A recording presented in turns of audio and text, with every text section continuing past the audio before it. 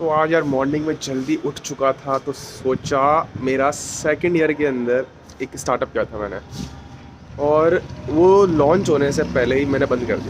शुरू होते ही खत्म हो गया यार। तो I just thought of creating a raw video और आपको वो पूरी स्टोरी सुनाऊँ, क्योंकि अच्छे मूड में वो बातें, वो लर्निंग्स ढंग से याद आती है और ढंग से एक्सप्लेन कर पाऊँगा उनको।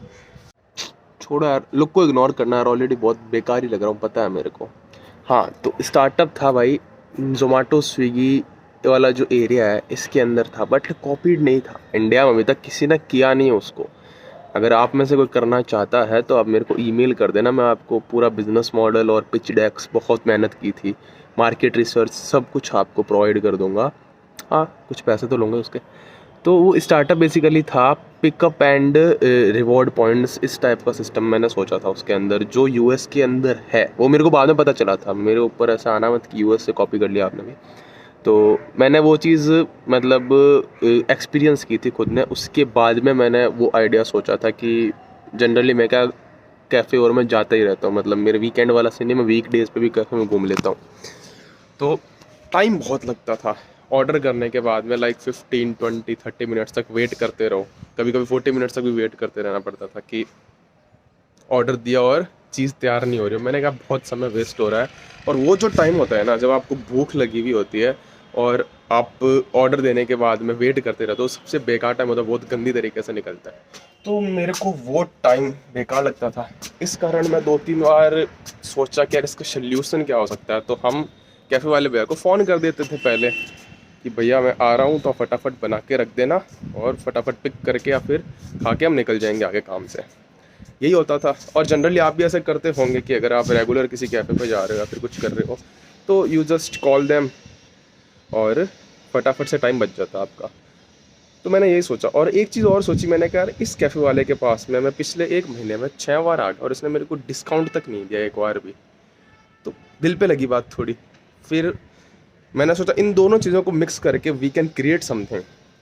तो एक ऐप का प्लान बनाया कि एक ऐसी ऐप होगी जिसके अंदर आप घर से रवाना हो रहे हो, उस टाइम ऑर्डर कर सकते हो। होम डिलीवरी का सिस्टम नहीं होगा, दैट विल बी पिकअप वाला सिस्टम, ठीक है। लाइक जोमेटो स्विगी के अंदर होम डिलीवरी है, सेम वैसा ही इंटरफेस होगा। फूड टेक ऐप होगी, उसके अंदर आप ऑर्डर कर सकते हो घर से निकलती, और सेम प्राइस में। जोमेटो में प्राइस बहुत इन्फ्लेटेड है because they charge heavy commissions from cafe owners. तो मैंने सोचा सेम प्राइस जो कैफ़े के अंदर, वही प्राइस उसके अंदर होगी, and you can order something. अरे यार बारिश होने लगी धूप के अंदर, नीचे जाना पड़ेगा। तो आप घर से निकल रहे हो और मान लो वो कैफ़े आपके घर से 7 किलोमीटर दूर है, और आपको जाने के अंदर इजीली ट्रैफिक वगैरह का टाइम इंक्लूड करो तो 15 से 20 मिनट लग जाते हैं। तो आपने घर से निकलते ऑर्डर कर दिया सेम प्राइस में, जो प्राइस आपको वहाँ पे मिल रही है, और उसमें 2 ऑप्शन होगा कि टेक अवे या फिर डाइन इन, दोनों ऑप्शन हो सकते हैं। तो आप वहाँ पे गए और आपका जो मटेरियल था, मतलब जो चीज़ आपने ऑर्डर की थी वो रेडी है, ठीक है। तो आप वहाँ पर जाते ही उसको रेडी टू सर्व चीज़ है वो आप बैठोगे और आपके पास वो चीज़ आ जाएगी, या फिर आपको आगे निकलना है तो आप वहाँ से पिकअप करके निकल सकते हो, जैसा ऑप्शन आपने चूज किया था। तो it is the first op जहाँ पे हमने टाइम बचाया कस्टमर का। If customer wants to opt for take away या फिर डाइनिंग, मतलब उसका वेटिंग टाइम था उसको पूरा रिड्यूस कर दिया। ये मैंने यहाँ पे सोचा था एक कॉन्सेप्ट जो मैंने खुद ने एक्सपीरियंस किया था। दूसरी चीज थी डिस्काउंट वाली, कि वो कैसे मिलेंगे, और जेन्युइन डिस्काउंट्स, नॉट इंफ्लेटेड प्राइस के बाद में 30% ऑफ कर देना। उसके अंदर ये था कि जैसे क्रेड वाला मैंने कॉन्सेप्ट देखा था कि क्रेडिट कार्ड बिल्स का पेमेंट करते हो आपको क्रेड पॉइंट्स मिलते हैं, या फिर फ्लिपकार्ट के ऊपर भी कुछ कॉइन्स मिलते हैं। तो मैंने उस ऐप के अंदर सोचा था एक वॉलेट होगा, उस वॉलेट के अंदर पॉइंट्स क्रेडिट होंगे जितनी बार अपन, क्योंकि पेमेंट और ऑर्डर सारा उस ऐप के थ्रू होगा। अब उस ऐप के थ्रू लाइक आप एक कैफे पे गए, आपका 500 रुपए का बिल आया, तो you will get 50 reward points in your wallet.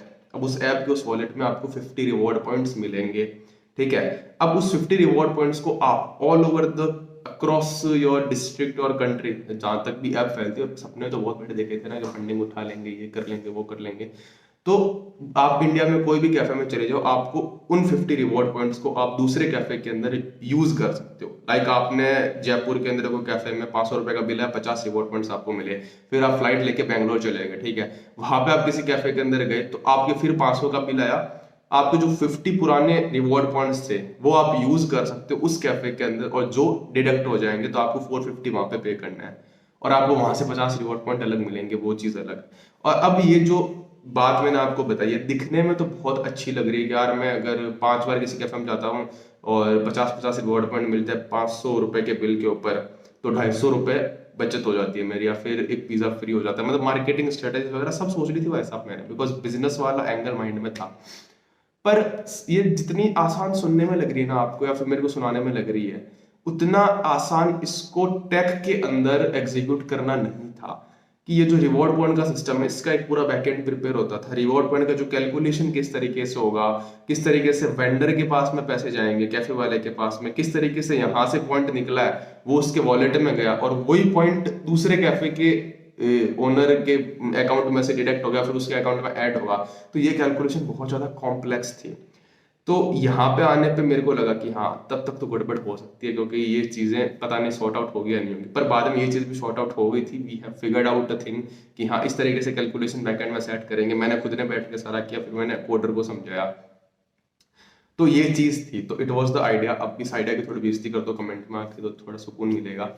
फिर उसके बाद में बात करते हैं कि यार मैंने जो पूरा सिस्टम क्रिएट किया था उसके बाद में सीखा क्या क्या। मैंने स्टार्टअप के कोर्सेज कर लिए, स्टार्टअप की वीडियोस देख ली, यूट्यूब के ऊपर वाई कॉम्बिनेटर की प्लेलिस्ट देख ली, फंडिंग के सारे राउंड्स कैसे होते हैं ये सब समझ लिया। मतलब स्टार्टअप वर्ड का पूरा ज्ञान ले लिया।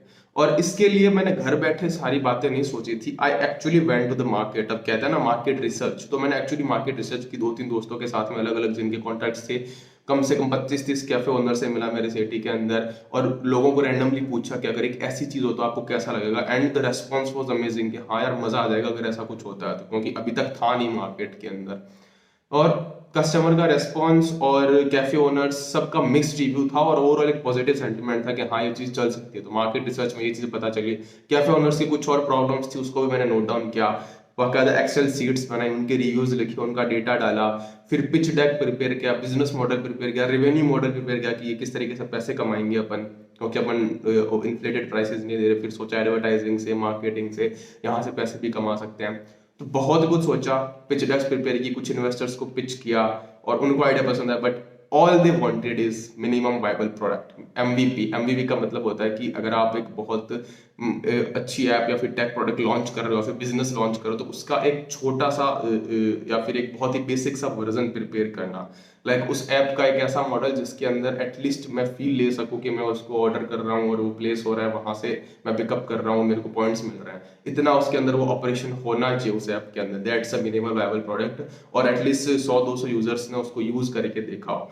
तो सारे इन्वेस्टर्स को वो चीज चाहिए थी, और मैं उसके ऊपर ऑलरेडी लग चुका था। वहां पे मैंने गलती कर दी पहली कि टेक प्रोडक्ट था। मेरे को बहुत बाद में रियलाइज हुआ कि मेरा पूरा बिजनेस टेक के अराउंड था। बिना टेक्नोलॉजी मेरे बिजनेस का कोई पॉइंट नहीं था। और टेक भी बहुत ब्रिलियंट टेक्नोलॉजी चाहिए थी। अगर और कैफे ओनर्स उनके पास जोमेटो स्विगी जैसे बैकएंड उनके पास में, those are amazing in tech. तो उस लेवल का टेक मेरे को चाहिए कैफे ओनर्स को, अगर मेरे को इस चीज के लिए मनाना है तो। और यूजर्स के लिए भी बहुत ही अच्छी टेक चाहिए, बहुत अच्छा यूजर एक्सपीरियंस चाहिए, तब जाके यूजर्स इसके अंदर इस ऐप को यूज करेंगे। तो अब टेक प्रोडक्ट के नाम पे, टेक्नोलॉजी के नाम पे मेरे पास में कोई एक्सपीरियंस नहीं था, ना ही मेरे पास में कोई टेक्निकल को फाउंडर था, एंड ना ही मैं कोई अमीर बाप का बेटा हूँ कि मेरे पास में करोड़ों रुपए पड़े हैं जिसके अंदर मैं कैश बर्न कर सकता हूँ। तो एक चीज समझ में आ गया कि इस प्रोडक्ट को चलाने के लिए आई नीड हैवी फंडिंग। तो वन की टेक अवे इज दिस कि अगर आप अपनी करियर की स्टार्टिंग कर रहे हो और सोच रहे हो कि ऐसा ऐप बनाएंगे फिर हम फंडिंग ले लेंगे, हम मिलियनर बन जाएंगे, तो सोचना बंद कर दो। बिकॉज टेक प्रोडक्ट के अंदर बहुत इंटेंसिव कैपिटल रिक्वायर्ड होती है स्टार्टिंग के अंदर, और आपका अगर टेक बैकग्राउंड नहीं है तो आप कुछ भी नहीं कर सकते, कुछ भी उखाड़ नहीं सकते उसके अंदर। इंस्टीड आपकी जो एग्जिस्टिंग स्किल्स है उसका यूज करके आप पहले पैसा खुद कमा लो। After that you can think of all those startup ideas. या फिर आपका टेक पार्टनर कोई हो तो बात हो सकती है कि आप कुछ कर सकते हो उस केस के अंदर। बट उसमें भी फंडिंग के बिना कुछ नहीं होता, क्योंकि इसका अंदर कॉस्ट ऑफ कस्टमर एक्विजिशन और एडवर्टाइजिंग सब कुछ बहुत हैवी लगना पड़ता है कोई भी टेक प्रोडक्ट होता है तब। अब मैंने गलती ये कर दी थी, मैंने एक एजेंसी वाले को हायर कर लिया, क्योंकि इंडिविजुअल मेरे को लिंक्डइन कहीं पे भी कोई कोडर नहीं मिल रहा था। एजेंसी वाले ने एक ठीक ठाक अमाउंट में, जो मैं अफोर्ड कर सकता था, जितने मैंने थोड़े बहुत कमाए हुए थे, तो उस अमाउंट के अंदर वो रेडी होगा, हाँ मैं बना दूंगा। अब वो रेडी तो हो गया, पर उसने 4 महीने लगा दिए उस प्रोडक्ट को बनाने में, तब तक मेरा एक्साइटमेंट ही खत्म होगा और मैंने ये चीज़ मेरे को रियलाइजेशन हो गई ये चीज़ काम की नहीं है। और 3 to 4 मंथ्स के बाद में उसने वो बनाया, और फिर मेरे को और अच्छे से पता चल गया कि इसके अंदर ये छोटे छोटे बग्स आ रहे हैं और इसका बेसिक ऑपरेशन भी ढंग से नहीं हो रहा। इट मीन्स अगर हर बार कोई दिक्कत होगी तो मेरे को एजेंसी ओनर के पास जाना पड़ेगा, उससे मेरे को सही करवाना पड़ेगा कोई बग फिक्स करने के लिए, और फिर मेरे को और पैसे लगाने पड़ेंगे। मतलब पैसा केवल फूंकना ही था, मतलब केवल कैश बर्न ही था। तो मैंने सही टाइम पर उस चीज़ को बंद कर दिया, और फिर मैंने जो एग्जिस्टिंग स्किल्स थी, कंटेंट क्रिएशन, फ्रीलांसिंग, डिजाइनिंग, मैंने उसके ऊपर काम शुरू किया और उसके ऊपर मैंने बिजनेस बनाने का सोचा। एंड उस दिन से मेरा माइंडसेट कंप्लीटली शिफ्ट हो गया फंडिंग वाली चीज से। जो वो देखते हैं ना अपन न्यूज और के अंदर, तो उनको कूल फील होता है एज अ टीनेजर कि यार फंडिंग मिल रही है, फेमस हो रहे हैं ये सब, बट दैट्स नॉट कूल। अब तो ले ऑफ्स और लॉस मेकिंग स्टार्टअप्स कितनी न्यूज सुनने के बाद में तो और सेटिस्फेक्शन मिलता है कि being profitable is new cool. हाँ, तो बस यही था। आप ये सीख सकते हो कि एक्सपेरिमेंट करना चाहिए अपन को, कि कॉलेज के अंदर हो तो फ्री टाइम में कुछ ना कुछ करते रहो। मैंने इतना सब कुछ किया तो बहुत सारा नॉलेज भी हो मेरे को स्टार्टअप वर्ल्ड के बारे में, और ये चीज़ रियलाइज भी हुई बहुत जल्दी। अगर अपन जल्दी ट्राई करेंगे, जल्दी फेल होंगे, तो जल्दी चीज़ें रियलाइज होगी। तो you should also do this. और अब नेक्स्ट टाइम जब भी मैं जल्दी उठूंगा तो one more story I will tell with lots of learning. तब के लिए इस चैनल को सब्सक्राइब कर दो। I will insanely active on this channel. बहुत सारा फ्रीलांसिंग, बिजनेस, मनी मेकिंग के ऊपर कंटेंट आने वाला है, क्योंकि मैं खुद कमा रहा हूँ, ऐसे हवा माता नहीं होगी। तब तक के लिए स्टे हैप्पी, टेक केयर, जय हिंद।